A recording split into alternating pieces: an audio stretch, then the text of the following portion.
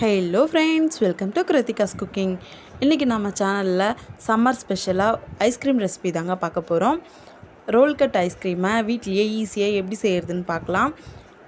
இந்த ஐஸ்கிரீமை வீட்லேயே நீங்கள் ஈஸியாக செஞ்சிடலாம். இந்த ஐஸ்கிரீம் ரெசிபி பார்க்குறதுக்கு முன்னாடி நீங்கள் நம்ம சேனல் ஃபஸ்ட் டைம் பார்க்குறீங்கன்னா வீடியோ கீழே உள்ள ரெட் கலர் சப்ஸ்கிரைப் பட்டனை ப்ரெஸ் பண்ணிக்கோங்க. கூடவே வர பெல் ஐக்கானையும் கிளிக் பண்ணிக்கோங்க. அப்போ தான் நான் போடுற வீடியோஸ் நோட்டிஃபிகேஷனாக உங்களுக்கு வரும். ஐஸ்கிரீம் எப்படி செய்கிறதுன்ட்டு பார்க்கலாம். வீடியோக்குள்ளே போகலாம் வாங்க. ஐஸ்கிரீம் செய்கிறதுக்கு முதல்ல ஸ்டவ் பற்ற வச்சு ஒரு பேன் வச்சுக்கிறேன். பேனில் 1/2 லிட்டர் அளவுக்கு நான் ஃபுல் க்ரீம் மில்க் எடுத்திருக்கேன். பசும்பால் தாங்க எடுத்திருக்கேன். இது நம்ம இந்த ஐஸ்கிரீமை அமுல் க்ரீம் வச்சு தாங்க செய்ய போகிறோம். அது எப்படி செய்கிறதுன்னு பார்க்கலாம். இப்போ பார்த்தோம்னா பால் நல்லா கொதித்து வருது. இந்த ஸ்டேஜில் ஸ்டவ்வை மீடியம் ஃப்ளேமில் வச்சுட்டு ஒரு பவுல் எடுத்துக்கலாம். இதில் கார்ன்ஃப்ளவர் 2 டேபிள் ஸ்பூன் அளவுக்கு சேர்த்துருக்கேன்.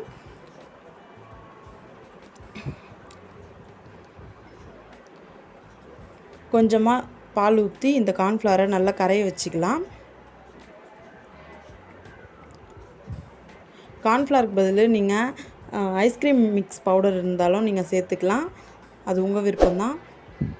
இப்போ நம்ம கரைச்சி வச்சுருக்கிற கார்ன்ஃப்ளவரை நம்ம கொதிச்சிட்ருக்கிற பாலில் சேர்த்துடலாம். பாலை நல்லா கலந்து விட்டுக்கிட்டே இருக்கலாம். கார்ன்ஃப்ளவர் சேர்த்துருக்கிறதால பால் திக்காகும். இந்த ஸ்டேஜில் ஸ்டவ்வை லோ ஃப்ளேமில் வச்சுட்டு கரண்டி எடுக்காமல் கலந்து விட்டுக்கிட்டே இருக்கலாம். ஏன்னா அடி பிடிக்கிற சான்ஸ் இருக்குன்றதால கலந்து விட்டுக்கிட்டே இருக்கலாம். அடுத்து பார்த்தோம்னா இந்த ஐஸ்கிரீம் மிக்ஸ்க்கு தேவையான அளவுக்கு சர்க்கரையை சேர்த்துக்கலாம். நீங்கள் பவுடராகவும் சேர்த்துக்கலாம், இல்லைன்னா சர்க்கரையாகவும் சேர்த்துக்கலாம். அது உங்கள் விருப்பம்தான். சர்க்கரை சேர்த்துட்டு நல்லா கரைய வச்சிடலாம்.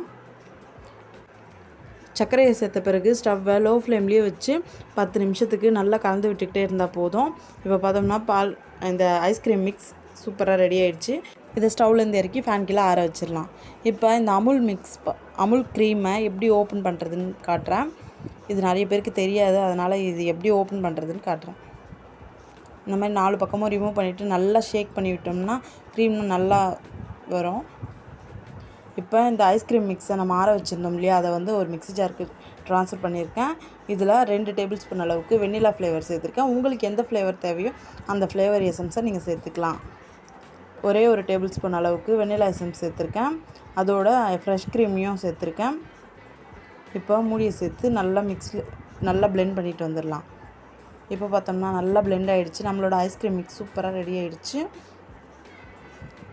ஸ்பூனை திருப்பி பார்த்தோம்னா இந்த மாதிரி கோடு போட்டோம்னா ஸ்ட்ராங்காக நிற்கணும். இந்த அளவுக்கு இருந்தால் போதுங்க. ஐஸ்கிரீம் சூப்பராக ரெடி ஆகிடும். இந்த ஐஸ்கிரீமை 2 பார்ட்டாக டிவைட் பண்ணிக்கிறேன். ஏன்னா கொஞ்சம் கலர்ஃபுல்லாக இருந்தால் நல்லாயிருக்கும்ன்றதால 2ஆக டிவைட் பண்ணிவிட்டு இதில் 2 சொட்டு அளவுக்கு ரோஸ் எசன்ஸ் சேர்த்துருக்கேன்.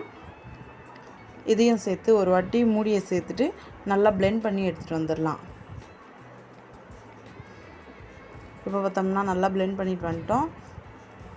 இப்போ ரெண்டாக பிரித்து வச்சுருக்கிற ஐஸ்கிரீம் மிக்ஸை இந்த மாதிரி ஏற்கனவே நான் ஐஸ்கிரீம் வாங்கியிருந்தேன். அந்த மோல்டு என்கிட்ட இருக்குது. இதில் தான் நான் இப்போ 2த்தையும் ஒன்றா ஊற்ற போகிறேன்.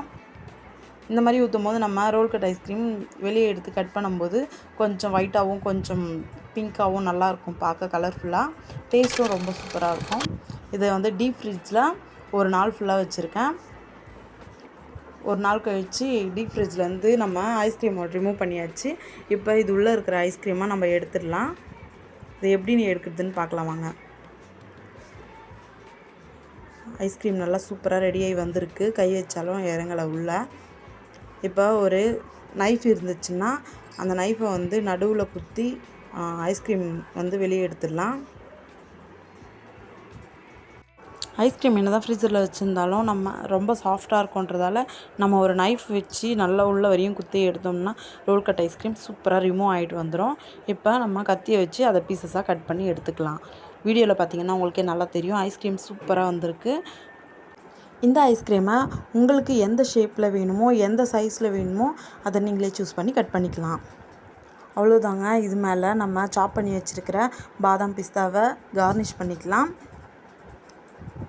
இந்த ஐஸ்கிரீம் மேலே கார்னிஷ் பண்ணிட்ட பிறகு நம்ம ஒரு பிளேட்டில் வச்சு சர்வ் பண்ணிக்கலாம். அவ்வளோதாங்க. இந்த வெண்ணிலா ஐஸ்கிரீம் சூப்பராக ரெடி ஆகிடுச்சு. இந்த ஐஸ்கிரீம் வீடியோ உங்களுக்கும் பிடிச்சிருந்துச்சின்னா நீங்களும் உங்கள் வீட்டில் ட்ரை பண்ணி பாருங்கள். உங்களுக்கு எப்படி வந்துச்சுன்றதை என்னோட கமெண்ட்டில் ஷேர் பண்ணிக்க மறந்துடாதீங்க.